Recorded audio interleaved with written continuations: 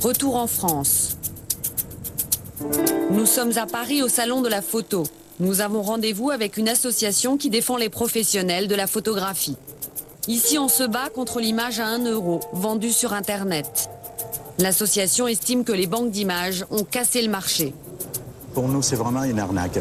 On ne fait pas en sorte que les photographes du tiers-monde gagnent beaucoup plus d'argent. Non, on fait tout le contraire. On fait en sorte que les photographes du premier monde, donc pays développés, se trouvent au niveau des photographes les plus sous-développés de la planète. Bienvenue le libéralisme. Bravo la globalisation, comme on dit, la mondialisation. Pour eux, les banques d'images comme Photolia, c'est la bête noire. En pratiquant des prix pareils, on déséquilibre complètement un marché. Ils en ont bien conscience. Ils le disent eux-mêmes. On pratique des prix jusqu'à 10 fois inférieurs à ceux du marché. Comment est-ce que les photographes peuvent s'aligner sur des prix pareils? Allez, on me regarde. Philippe Devanne vit en banlieue parisienne. Lui aussi réalise des clichés pour les banques d'images et notamment Photolia. Une profession secondaire qui lui rapporte 400 € net par mois. Pour lui, le problème principal, c'est qu'il photographie ses enfants. Bon, moi je mets mes filles, c'est là où ça m'embête plus. Je fais des photos d'objets, bon, sont libres de droit, les gens en font ce qu'ils veulent, ça me dérange pas trop. C'est vrai que sur les enfants, ça va faire le tour du monde, hop, et un ballon, ça va faire le tour du monde et on ne sait pas où est-ce qu'elles vont atterrir. Donc il y a toujours un danger que, on ne sait pas ce qu'elles deviennent ou qu'elles soient mal utilisées. C'est un des risques de ce système révolutionnaire. On ne sait pas à quoi sont destinés les clichés, y compris ceux des mineurs. Nous avons accompagné Philippe Devanne et ses filles dans une grande surface. C'est ici qu'ils ont découvert, par hasard, une photographie de Philippe. Qu'est-ce que vous cherchez là, Philippe? Qu'est-ce que vous cherchez? Eh bien, je cherche le disque où on voit ma fille. Et c'est exactement celui-là. En fait, l'acheteur n'est pas obligé de dire ce qu'il va faire de la photo. Donc, c'est la surprise. On ne sait pas si encore est terminé. Donc là, c'est une bonne surprise. C'est une pochette de disque pour enfants. Elle est bien utilisée. On est content. Ces photos peuvent aller n'importe où, chez n'importe qui. C'est le danger d'Internet. Nous avons voulu en savoir plus sur la protection des modèles. À Paris pour 2 jours, Oleg Chelzov, le numéro 1 de Photolia, a accepté de nous rencontrer. Finalement, t'es passé mettre un pantalon et une chemise. Salut. Ça va? La banque d'images établit un contrat avec l'acheteur de la photo. Ce contrat stipule qu'il est interdit d'utiliser les images dans certains contextes. Par exemple, associer le cliché à un mouvement politique, religieux, économique ou encore tabac et alcool. Ce qui est important, c'est ce contrat-là, c'est le contrat d'achat. Et avec le contrat d'achat, et le photographe, et la photo, et les modèles sont ultra protégés. On ne peut pas utiliser l'image pour quelque chose d'illégal. C'est impossible. Ce contrat, ce sont les acheteurs qui le signent. Les modèles, eux, ont signé un autre contrat, bien plus permissif. Les représentants légaux autorisent l'utilisation de l'image de leur enfant dans tous les contextes, même les plus sensibles. Politique, économique, religieux, drogue, MST, homosexualité, adultère, etc. Ça c'est quelque part pour protéger Photolia aussi, par rapport aux photographes. Ça, j'arrive pas à comprendre. Ben si, parce qu'il ne faut pas qu'après le photographe dise « Ah, cette photo, moi je trouve que c'est un peu ça ». Je trouve que cette photo, vous voyez ce que je veux dire? Si jamais l'utilisation était un petit peu litigieuse, le photographe pourrait se retourner contre Photolia. C'est surtout elle-même que la société Photolia cherche à protéger au maximum. Une fois leurs photos sur la banque d'images, les modèles n'ont aucun contrôle sur les clichés et les photographes non plus. Est-ce qu'il y a votre nom sur cette photo? Eh bien, on va regarder. Là, il y a un copyright au niveau de l'agence, juste à ce niveau-là. Par contre, on ne voit pas mon nom. J'aurais préféré qu'on voit mon nom aussi, puisqu'il y a une référence à ma photo et que ça serait bien que les droits d'auteur soient respectés aussi, quoi. Ce qui peut sembler anecdotique est en réalité illégal. Avec Internet, les règles du jeu telles qu'elles existaient dans le milieu de la photo ont été bouleversées. Dans ce cabinet d'avocats spécialisé en droit des nouvelles technologies, nous expliquons la situation à Alain Bensoussan. Le client en question qui a donc acheté la photo n'a pas mis le nom du photographe.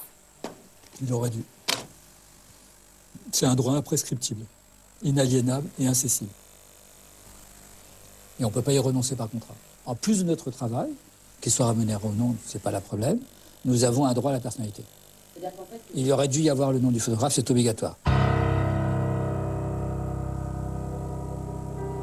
Quand nous montrons le fameux CD au dirigeant de Photolia, Thibaut Elzière reconnaît l'erreur. Ils auraient dû donc légalement afficher effectivement le nom du photographe. On va aller. Ça doit être une erreur parce qu'ils ont quand même mis le crédit Photolia. Ils ont dû. On peut les. Non, mais on va. Nous, quand on nous dit quelque chose et on nous dit quelque chose comme ça, on contacte l'agence et on va contacter clairement l'agence pour leur demander. Et généralement, on les met en contact avec le photographe, ils s'arrangent en lui envoyant un CD ou quelque chose comme ça pour le compenser. Et puis ils font attention la prochaine fois, quoi. En guise de lot de consolation, un CD ou un cadeau. Pour des PME, Internet est un excellent moyen de développer son business à grande vitesse. Mais ce système est aussi exploité par de grands groupes qui ont tout de suite compris les profits qu'ils pourraient tirer de cette gestion des ressources humaines. Le géant Amazon, numéro 1 mondial de la vente de livres et de disques sur la toile, a rapidement saisi le potentiel qu'offre Internet. Amazon a créé une bourse de travail au nom curieux, le Turc Mécanique. Sur ce site, vous trouvez des dizaines de milliers de petits boulots très variés. Ils sont proposés par des sociétés ou des particuliers qui vous rémunèrent une fois le travail exécuté. Ici, un particulier vous propose de lui trouver les restaurants de la ville de Seattle aux États-Unis, étoilés par le guide Michelin. Si vous voulez effectuer cette tâche, vous cliquez ici.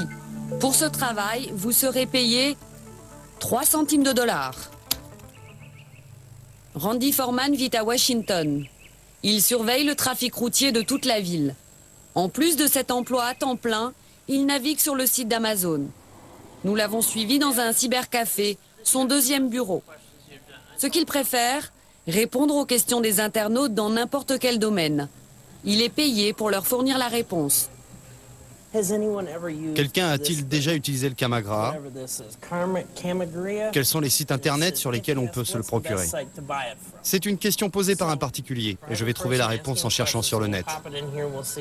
Pour répondre à cette question, Randy Foreman va sur un moteur de recherche. Il découvre que le Camagra est un médicament.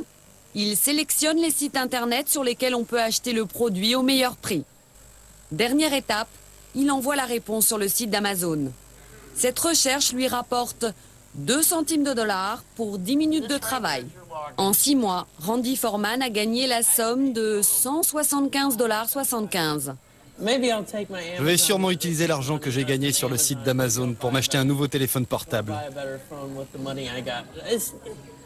Je ne fais pas ce travail pour gagner ma vie, mais parce que c'est un plaisir de faire ça en plus de mon travail.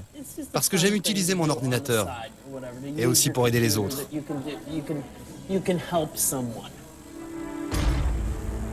Nous sommes allés à Seattle.